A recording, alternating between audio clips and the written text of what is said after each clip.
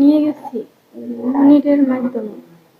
মিনিটের মাধ্যমে নিয়ে যাওয়ার পরে আমি বলছি যে বাচ্চা করে হলাম কষ্ট পালা হইতেছে না, মেলা কষ্ট খাওয়া খিলাও হইতেছি না, ইয়েও করা হইতেছে যত্ন করা হইতেছে না।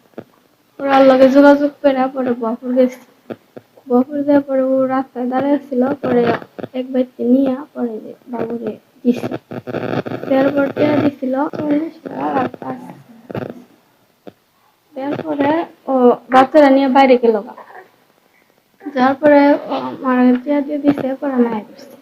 কিন্তু বাড়িতে অনেক কষ্ট করছি, এক সময় খাইছি আবার এক সময় না খেয়াল থাকছি, পেটে থাকতো মেলা কষ্ট করছি, কিন্তু পালা হয়নি দিকে এই জন্য এই কাজটা করছিলাম। করে এটা পরে ভাবলাম কি করলাম, আবার যখন কাজ না লাগে তখন একবার তখন কিছুই করা হয় না। আমার না দিলে কিন্তু বাবুর খরচা তো তারা হয়। আবার যখন হয় ওর দাদা ময়দা চিনি নাই না দেয়, আবার মাঝে মাঝে ভালো হয় না। কিন্তু আমার কষ্ট আমি পালা হয়নি, রাত্রে কষ্ট হচ্ছে গেছিলাম 20 টাকা।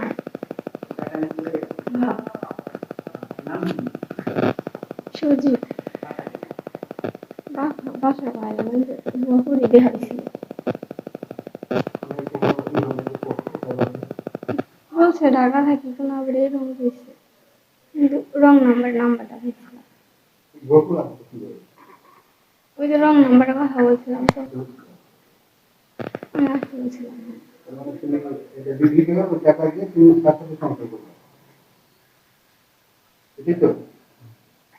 এইটুকুই করছি, করার পরে বুঝলাম যে কি করবো।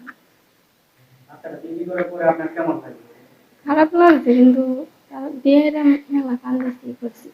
তারপর পেলাম যে কি করলাম, তারপরে খুঁজ তো পাইনি, কারণ ওরা আব্বা খুঁজছে। আমি যতটুকু শুনছি যে বিক্রি করছে সে বলছে যে 45,000 টাকা বিক্রি করছে, এতটুকু আমি শুনছি, তার বাইরে আমি আর কিছুই জানি না। এখন আমি কী বলছিলাম, আমার সন্তান আমার কাছে ফিরে বইটাই আমার বউ যদি গেলে তার ভুল বুঝতে পারে, তাহলে যদি গেলে আমার গার্জিয়ান আছে, তারা যদি গেলে বলে যে তুমি তোমার ওয়াইফ নিয়ে সংসার করে খাও, বা তোমার তো 4 মাসের বাচ্চা, এত মাছ থাকার ই না, যদি গেলে আমার গার্জিয়ানরা বলে বা সে যদি ভুল বুঝতে পারে, তাহলে আমি চেষ্টা করবো আনার জন্য আর কি। Thank you. মানে ওই যে মনির আছে না, মনির আমার বললো যে একটা বাচ্চা পাওয়া গেছে, তাহলে বাচ্চাটা আইনা দিমু। বললাম যে বাচ্চার বাপ আছে। পরে মনিরও ফোন দিল ওই বাচ্চার মায়ের, কয় না বাপ নাই, বাপ নেশা টেশা করে নাই, বাপ নাই। পরে আমি সরল মনে করলাম যে আমারও বাচ্চা কাচ্চা হয় না 10-12 বছর ধরে, যদি গেলে আইনা দিয়ে হারো তাহলে আইনা দাও। পরে আবার আইনা দিতে পরে আমি কিছু টাকা পয়সা দিছি, দিয়া পরে আমি যে বেজালটা আসলে আমি তো সাধারণ মানুষ নাই, আমি তো আসলে জানি না। 45,000 পরে আবার কইলো যে আমার গাড়ি ভাড়া কিছু দেন, তারপরে 500 টাকা দিয়ে দিচ্ছি, এইটুকুই। পুন্ডুরা গ্রামে শেরবাতলি গ্রামে রবিউলের স্ত্রী গত 7-8 দিন আগে তাহার 4 মাসের একটি বাচ্চা ভুয়াপুরে বিক্রি করে দেয়। বিক্রি করে দেওয়ার পরে সে আবার বাসায় চলে আসে। বাসায় চলে আসার পরে এলাকাবাসী তাকে ধরে নিয়ে মধুপুর থানায় হ্যান্ড ওভার করে। শুনলাম যে সে পরকীয়া কারণে একটি ছেলেরে অর্ধেক টাকা সে দিয়ে দেয়, কিন্তু ছেলেটাকে আমরা চিনি না। তারপর আর বাকি টাকা দিয়ে সে হাতের পায়ের নুপুর এবং নাকের নথ, তারপরে ওই বিভিন্ন ধরনের কাপড় চোপড় কিনে সে টাকা আর বাকি টাকা সে শেষ করে দেয়। রবিউলের সন্তান আজ 9 দিন আগে বিক্রি করছে ওর বউ, বিক্রি করিয়া ওর সংসার করতেছে, এবং ও রবিউল খবর ধরে আনছে। ওই সম্পর্ক যার ছেলের সাথে ছিল ওই ছেলের সাথেই ছিল। তারপরে আনার পরে টক্কায় বাই করছে যে আমার বাচ্চা কই আমি দিয়েছি আমার মার কাছে। পরে কয় না, তারপরে তদন্ত পেরেছে বাচ্চাটা বিক্রি করে ফেলাইছে। বাচ্চাটা বিক্রি করে ফেলাইছে। ওই মেয়ে কথা দিয়েছে 40,000 টাকা বিক্রি করছে। তারপরে তথ্য পাওয়া গেছে 45,500 টাকা বিক্রি করছে। পরে আমরা অনেক লোকটি হস্তনস্ত করা হয়েছে। তারপর লোক থানায় লোক নিয়ে যাইয়া তারপর ওই জায়গা থেকে বাচ্চা উদ্ধার করে আনছে। আমি শুনলাম কারণ আমগর এই এলাকায় এই দুর্নীতির লোক রাখা যাব না। কারণ ওই সে সন্তান বেচছে, আমগর সন্তান নিয়ে বেচতে ও 2 মিনিট দেরি করবে না। অনেক সুসন্তান আমগর আছে। এটাই আমাদের কাছে সুবিচার চাই।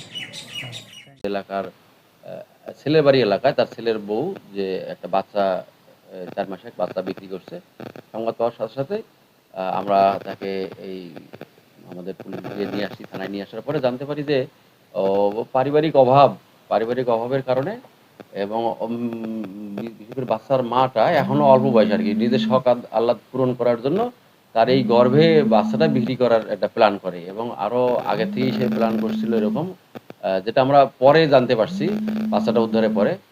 যাই হোক, আমরা সবকিছু যখন জানার পরে আমি আমার এই ইন্সপেক্টর ইনভেস্টিগেশন তাকে বিষয়টা বললে ও প্রায় সন্ধ্যা থেকে সারা রাত অভিযান করে এবং প্রথমে আমরা তো সরাসরি ও কার কাছে বিক্রি করছে এই বাড়িটা দেখাইতে পারে নাই। পরে আমরা বিভিন্ন তথ্য প্রযুক্তি প্রথমে ওই যে একটা লোকের সাথে তার একটা অটো চালক ভ্যান চালক আর কি, তার সাথে যোগাযোগ, তার মোবাইলের মাধ্যমে এবং সে আবার কার সাথে যোগাযোগ করছে সবকিছু মিলেই প্রায় 4-5টা বাড়িতে অভিযান পরিচালনা করে তাকে আমরা ভুয়াপুর এলাকা থেকে ওই বাচ্চাটাকে উদ্ধার করি। পরে জানতে পারি যে গত বৃহস্পতিবার এটা হচ্ছে সম্ভবত 10 তারিখ সেই বাচ্চাটাকে বিক্রি করছিল 40,000 টাকার বিনিময়ে এবং সেই টাকা দিয়ে সে মোবাইল কিনছে এবং কি নাকের নাকফুল বলে এবং ঝুমুর, পায়ের ঝুমুর, এইসব কিনছে মানে তার শখ পূরণ করার জন্য। পরে এইসব জানার পরে যখন পরে বুঝতে পারছে যে তার যখন হয়তো মা তো 4 মাসের বাচ্চা, হয়তো তার ব্যথা অনুভব হয়েছে, বুকের ব্যথা অনুভব হয়েছে, তখন সে কান্নাকাটি করতেছিল। তারপর আমরা উদ্ধার করে নিয়ে আসছি। এখন বাচ্চাটা তার মায়ের কাছেই আছে এবং যে কিনছে সে একজন রাজমিস্ত্রি, তারও 10-12 বছরের সংসার। তারা মানে এরা বিক্রি করছে এবং নিজেই এই মাটা নিজেই গিয়ে তার হাতে দিয়ে আসছে, 40,000 টাকার বিনিময়ে দিয়ে আসছে এবং এটা হচ্ছে মা এবং মানে তার মা অর্থাৎ বাচ্চার মা এবং নানি এরাই জড়িত, যে নিজেরাই বাচ্চাটাকে বিক্রি করে দিয়ে আসছে 100% মানে স্বচ্ছভাবে বিক্রি করে দিয়ে আসছে।